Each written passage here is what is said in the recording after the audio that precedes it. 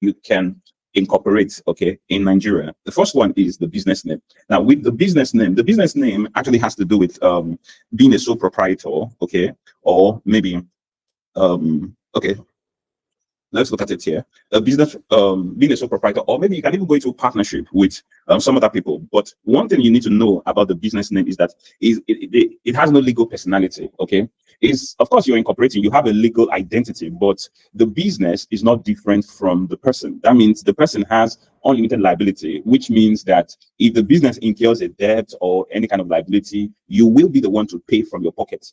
If the business doesn't have the money to pay for it, you will be the one to pay for it from your pocket.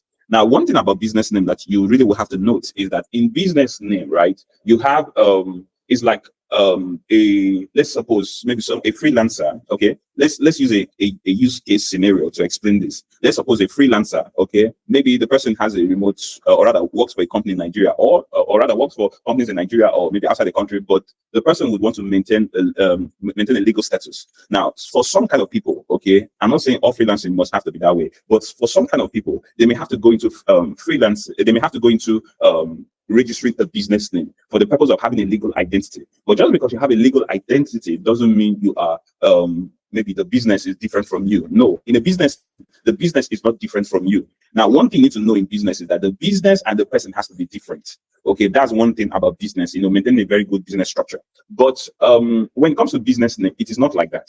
A business name, I'm trying to emphasize on this so that you can know the difference between this and all other ones that we're going to go into. So in a business name has legal identity, but okay, the business is not different from the person. That means if I would sue the business, I'm actually suing the person that owns the business. Or if the business or the person will sue me, then the person is suing under his name, not the business name. Okay, so in a business name, the kind of people that could have a business name are maybe, like I said, freelancers. Okay, it's good that they can use it, or maybe someone who is trying to start out something. Okay, a business person who is trying to start out something. Okay, so maybe you're not so sure how this business will go. You can decide to use a business name, or maybe you started out the business you're doing, but it's actually in a small scale. You haven't yet upscaled. You're actually in that small scale, and yet you want to still have some legal identity to do some things. Maybe open up a bank account and some other legal transactions that you may want to do in the name of the business. You can go with business name. Now, so business name is actually good for some kind of people. Okay, that some kind of people is good for them to start it out, and maybe it's also easy to.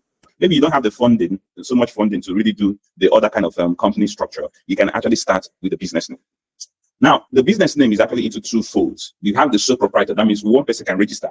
And then we have the second one too, where maybe you can get partners. Okay, you can have partners that would be involved, in the business, but it will exceed 20. However, no matter the number, the business still has unlimited liability. In other words, you can actually be sued in your name, and if the business suffers any liability, remember, the whole 20 persons will have to incur for that debt or liability, as it may be.